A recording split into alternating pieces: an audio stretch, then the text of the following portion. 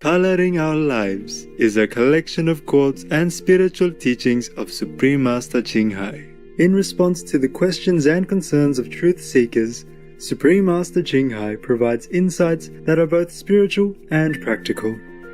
Her suggestions light the way to creating a Buddha's purer land on earth, as well as being an intelligent, talented artist of life.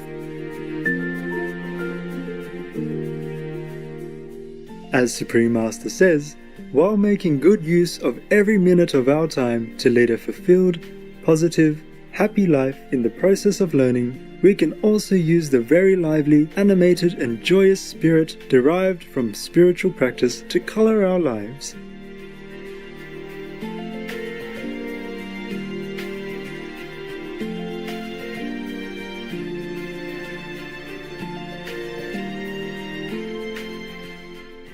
Today we share with you the wise teachings of Supreme Master Ching Hai in excerpts from her book, Coloring Our Lives.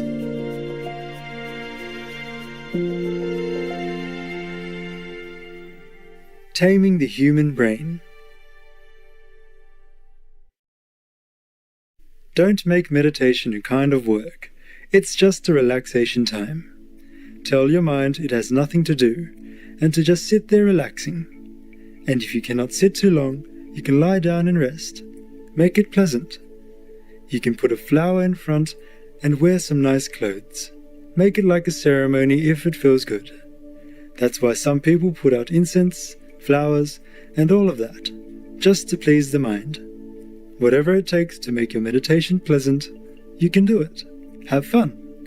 Or maybe lie down and rest. Meanwhile, concentrate here, at the wisdom eye.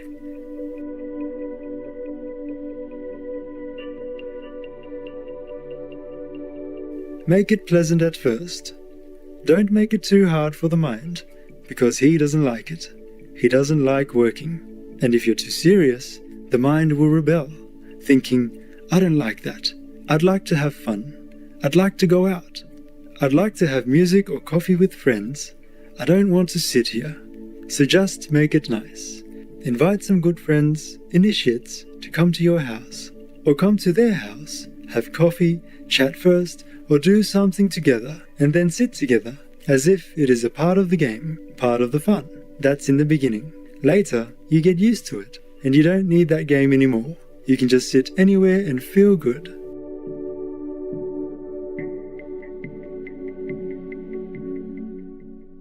First, relax the mind. Most often, all of us are very hurried to become a Buddha, and that's why we have problems. We struggle between the soul and the brain. The soul wants to meditate, the brain wants to play. So we can reward it somehow. Like after you have a good meditation, give yourself some of your favorite food. Take yourself out, or see your girlfriend. Do something nice afterwards, so the brain will know, okay, that's good. Train the brain just like you train a dog. You know how to train a dog. When the dog does something good, then you give him a reward. That's how he becomes better and better. Our mind sometimes is a troublesome thing. If you really sometimes don't feel like meditating, then just leave it. Don't force yourself too much. Just do something else, running or doing some exercise. And when you're tired, then you will like to sit down, and the mind will not make trouble. Actually, that is a problem when we are alone. Sometimes the mind tricks us a lot, and if we don't have someone to encourage us or to hold hands, we cannot continue so fast. That's why we need a teacher and friends, fellow initiates. Then we can talk out the problem with them, and sometimes they help.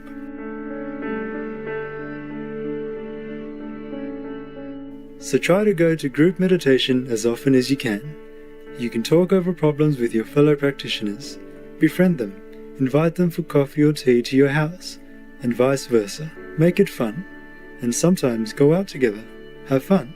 Go to the cinema and do something together, so that meditation will become part of friendship and fun. At first, for some people, it's necessary. You have to find out what your mind likes, and then give him a little. Don't be too harsh on him.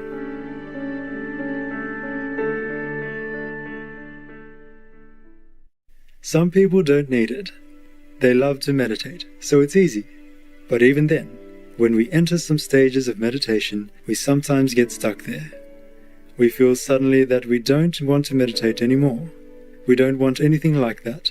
We've had enough with Buddhas, or enlightened beings, and things like that. But it's just temporary. Then later, when you have friends, you read some spiritual books and listen to some spiritual tapes, or even read some Buddha scriptures. Maybe that's going too far, but some contemporary books about life and death, about meditation, and about the experience of heaven by other people. And then you will be somehow more stimulated to want to have the same experience, and so you will make more effort.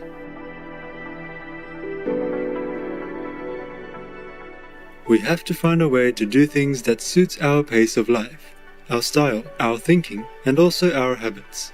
Habits are hard to change. We should do it slowly if we cannot do it fast.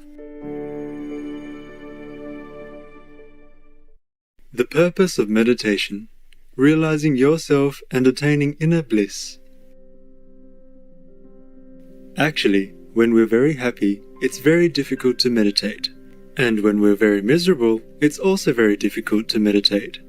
That's why we always try to strike a balance in between, so we don't feel such extremes that we forget that the real happiness is inside. Truly, it is. Actually, if we truly rely on the inner happiness, then everything will come. Then we'll never be disappointed or have to rely on anyone. If someone comes, it's okay. Or if they don't come, it's okay. We don't feel so hurt or pained inside. So all the pain, sorrow and misery come not from the outside, not from other people. They come from our inner ignorance. We expect too much from everyone and everything, and then we are disappointed.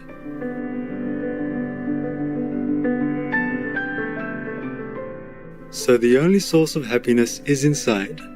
Whenever you meditate, try to get in touch with that source. For your sake, for your own happiness, contentment, satisfaction, you must always try to get in touch with that joyful center which is inside all of you.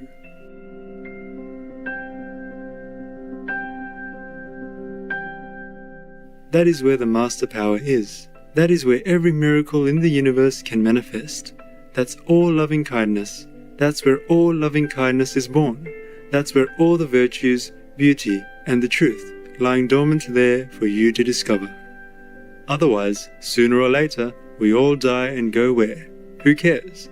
At least when we're living, we must live a very worthwhile human life. We should be happy and be able to carry on our life in a joyful way, because that befits our dignity as a human being, as the top 10 of all the animals in this world.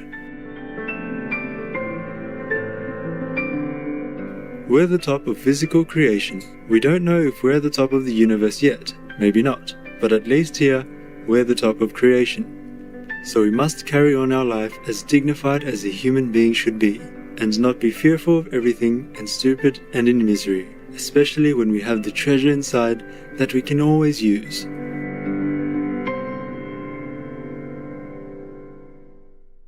That's the only purpose of meditation. That you know yourself and know what true happiness is. Not because the master says so and you have to obey the master. You obey the master because it's good for you, but you must know why. You must know it's for you, not for the master. The master doesn't care. I don't care. If you don't meditate, you don't meditate. It's your life. I can't control you, and I don't want to. If you control someone else, you're bound to him or her. Just like the policeman with a criminal, they're both handcuffed. The policeman has to take care of the prisoner. I don't want to be in that position, so whatever I tell you is good for you. And if what you hear is logical and you know it, then carry on. Not because I force you or anything like that. It's an honor. It's a privilege. And it's the best fortune of our life to be able to know such a secret. It's not being forced. It's not a bargain.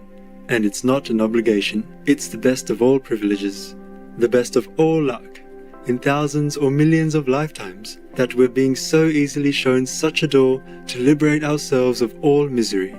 So work on it. That's all there is to it.